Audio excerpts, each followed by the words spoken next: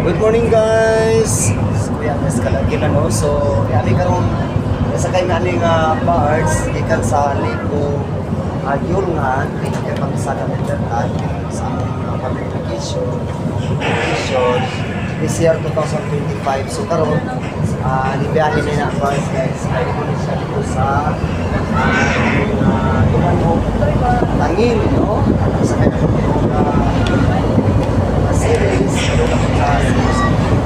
So, ngayon po ulit namin sa Cebu City guys. May family. May ako, may course. May pati nga family guys. Mga anak, ako. So, may guys. Yaya ng mga bars guys. Patras na. Sa manyover. Ano siya?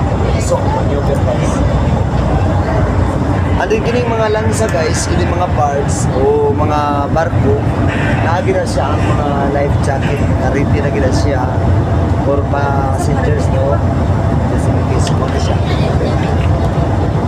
Then, komportable ang ato ang pagsakay sa niya safe side. Kunyang ato ang kadagatan, saipod, linaw, panahon, maayo. So, maayo ta ang biyahe. God bless tayo. So, kasi guys, sakay din. Thank you and God bless you.